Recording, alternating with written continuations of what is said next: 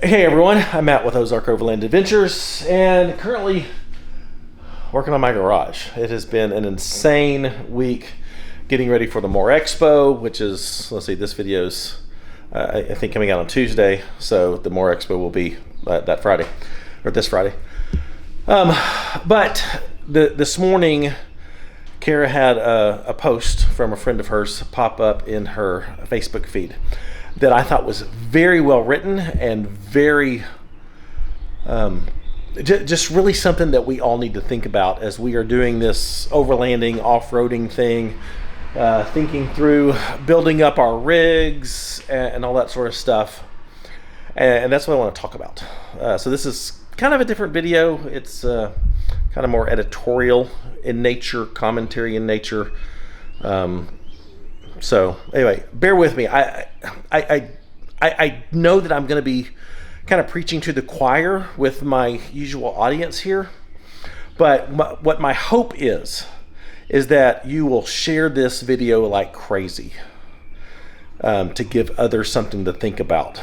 'Cause I don't think this is really so much of an issue with my typical audience, but I think this is something that every overlander off-roader needs to hear and think about. So I'm gonna be working on my garage. So and then we'll talk. Actually, first, let me show you what I've been doing.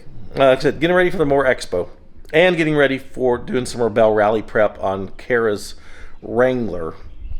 So let me very quickly walk you through what we've been up to here in the OOA garage. Let me flip the camera. On Sully, did get new graphics, new logo graphics from Sticky Vinyls. But I think that just looks better than the other one did. In the last 2 weeks, I've had 2 different tents, or I've gone through 3 different tents. I sold the iCamper. I ran the Top Oak tent for just a little bit. That video is coming up soon. That's a crazy impressive tent for $1,300. And now I'm running the Intrepid Geo 2.5. Have not had a chance to sleep in this yet. By the time you watch this video, I will have slept in this tent. So very impressed with that tent so far.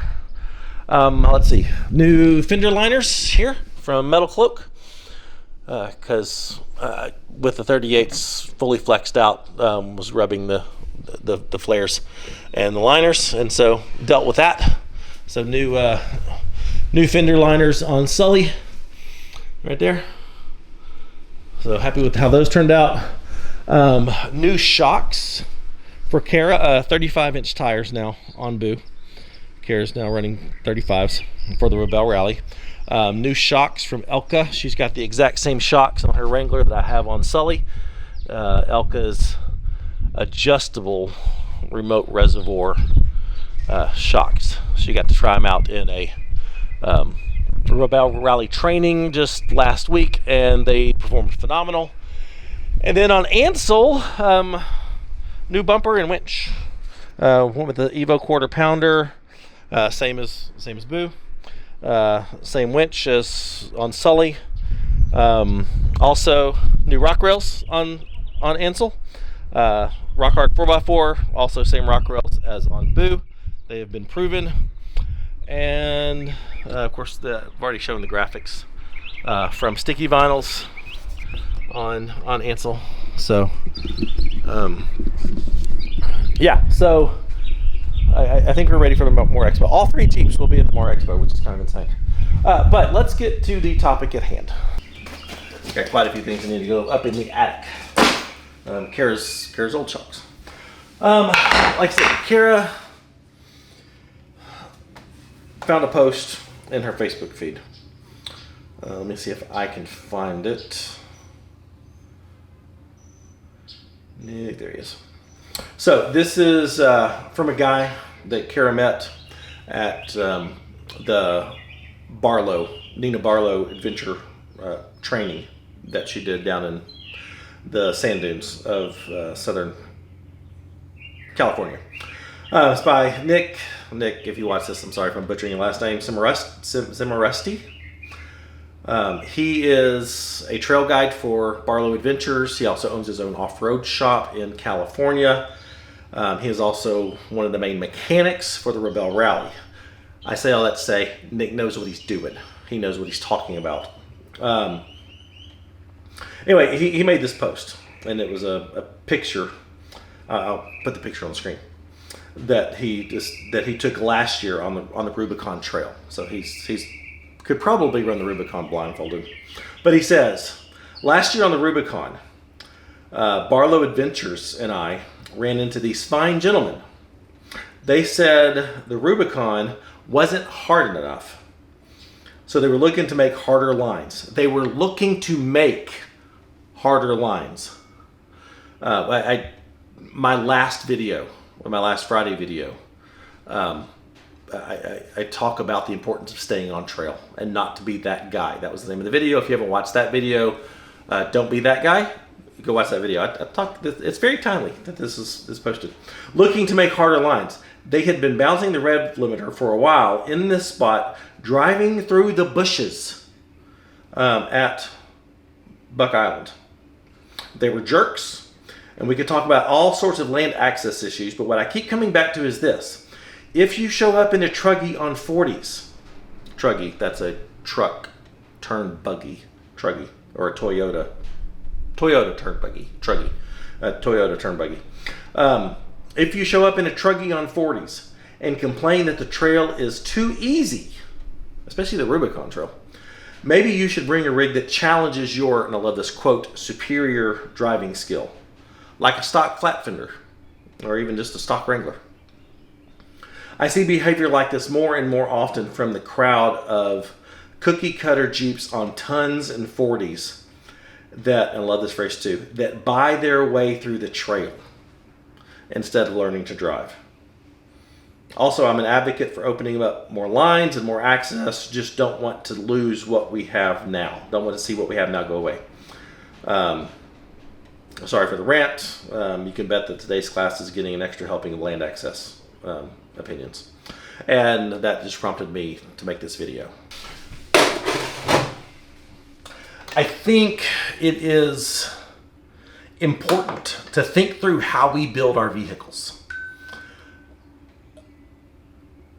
All of our rigs are built very intentionally from the years of experience we have in building previous vehicles. And I see so many people just wanting to skip right to the big lift and the big tires without gaining the experience of what it's like to wheel their rig stock, to learn how to drive a vehicle before modifying it out like crazy. And so when you see, my Gladiator on 38s, I get asked all the time, when are you going to 40s? When are you going to put 40s on it? And the answer is I'm not. I'm not putting 40s on my Gladiator. And I'm not putting 40s on there for a bunch of different reasons. One, the way I wheel, I don't want to be snapping axle shafts with 40s. Fuel economy is somewhat important to an overlander who is traveling for days in remote locations. Wouldn't be able to fit the spare under the bed anymore, and so I would have to take up precious storage space or add extra weight on the back with a swing out bumper, or take up storage space in the bed for a spare for my gear, and that's not an option for me. So I will not run 40s on my Gladiator. The 38s I think are perfect for my style wheeling, and my style wheeling is primarily overlanding, but I love taking harder lines. I love going rock crawling occasionally, love running hardcore trails in Moab, and so that's why my Gladiator is built the way that it is. Cara just dropped tire size from 38s to 35s on her Wrangler because of the Rebelle Rally. There's nothing on the Rebelle Rally that's like super technical where she needs 37s. You can run 37-inch tires at the Rebelle Rally this year, but she has dropped down to 35s for better fuel economy because they have to do their own maintenance on their vehicle. And if they happen to get a flat out there, it's going to be much easier for Cara and Danielle to have to swap out a 35-inch tire than a much heavier 37. Some very practical reasons why she has gone to a smaller tire for Boo for the Rebelle Rally. I've got to go up into the attic, which is a scary place.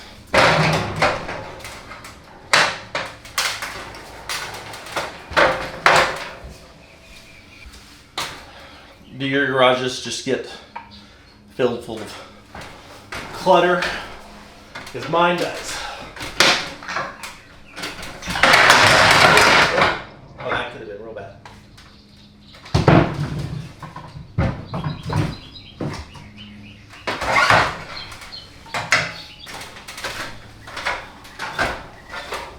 There's just so much to unpack on this. I mean, going off trail, thinking that you can just go blaze your own trails on a trail like the Rubicon to make harder lines. I just don't understand that mentality. I don't understand that behavior, and I hope no one watches this channel thinks that's okay, because it's not. That's how we get more and more trails shut down, is people doing that. That's not how we gain new trails. I see that happening in Moab too, on trails like Pritchett Canyon, which we've run a couple different times. People get to an obstacle and it's too hard, so they try to find the easier line and try to make an easier line, and that's how you get a trail like Pritchett Canyon shut down, not how you expand its usability. But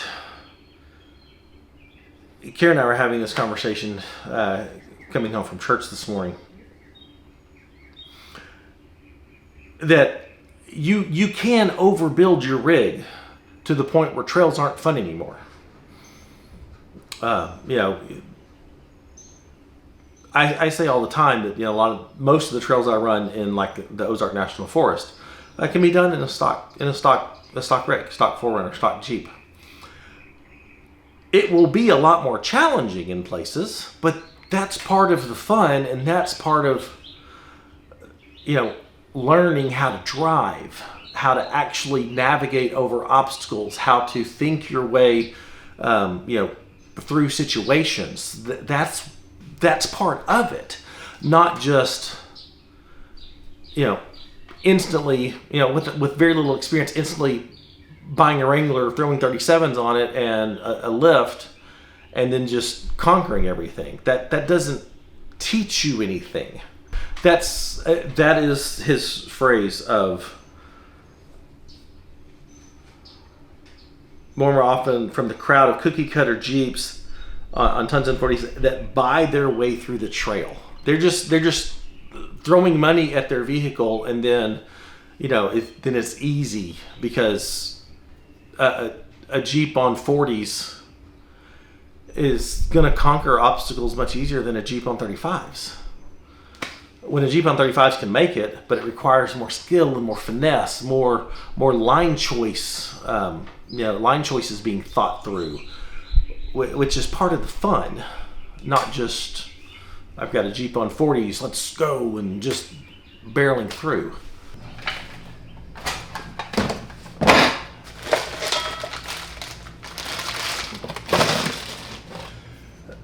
To be fair, some of this stuff I'm just moving from one part of the garage to the other. Because I am in desperate need of having an overlanding YouTuber garage sale. But some of the stuff just needs to be organized. What was I saying? Oh yeah, my Gladiator is built very intentionally. Because of its wheelbase and because of just the longer truck bed. That's why it's on 38s, because of the types of trails that I like to run.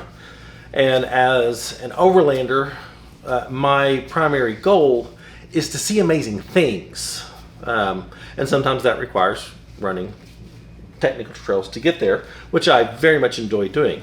I'm not looking for everything to be an obstacle, but when I get to the challenging things, which I enjoy doing, that's when I can get out and think through, okay, how am I going to get this Gladiator on 38s through this with the longer wheelbase and the crappy departure angle and those sort of things.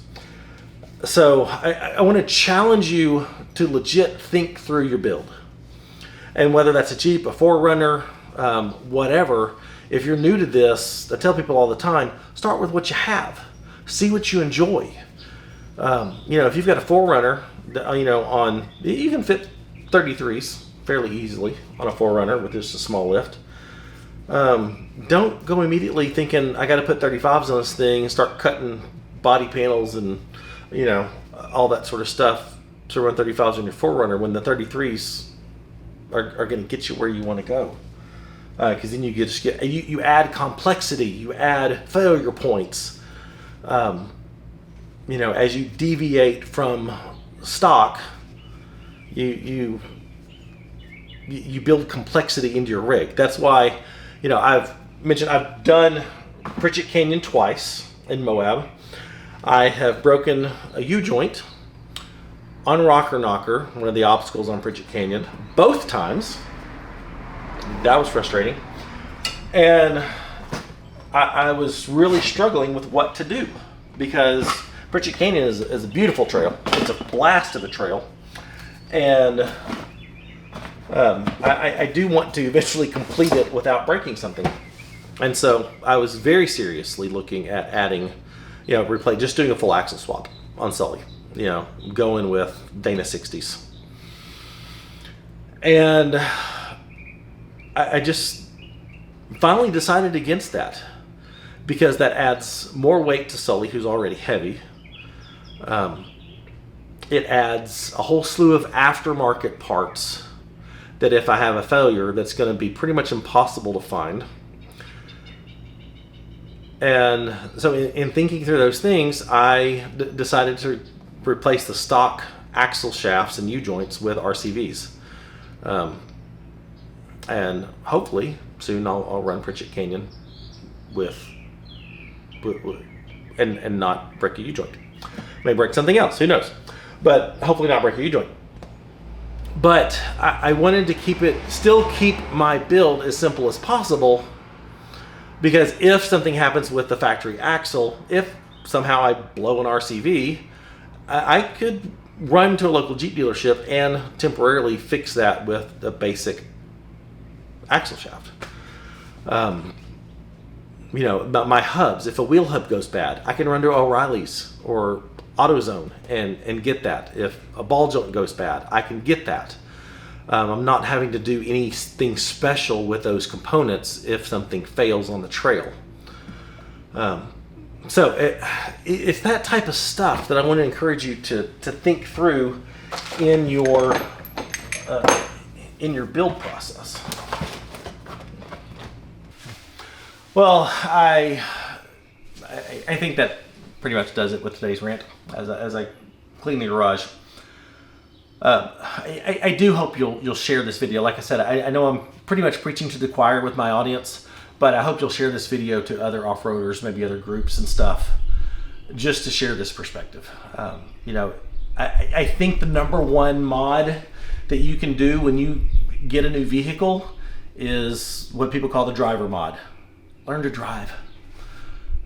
Learn your rig inside and out. Learn when to put it in, when 4 high versus 4 low, lockers versus no lockers. If you've got traction aids like A-Track in a Toyota, brake lock diff in Jeeps, without lockers, learn how to use those. Because that's going to be more valuable when you're out on the trail than just throwing money at your vehicle and tons and 40s, because you're going to get in a situation on tons and 40s and you're not going to know how to get out of it, and you're going to get screwed. When if you had learned your rig early on, back when it was stock or very smallly built, Jeep on 35s, it's a pretty basic build, you would have been a lot better off than just trying to tackle that trail on tons and 40s. So there you go. So like I said, please share this. Please help get this word out to get this mindset in people as they're buying rigs and building new rigs. This overlanding thing's not going anywhere. This off-roading thing is just remaining super popular and just growing all the time. So I think it's important that as new people come into this, they come into it with the right mindset of respecting the trails, not going off trail, not trailblazing, following the rules to keep trails open. Don't give the powers that be an excuse to shut them down.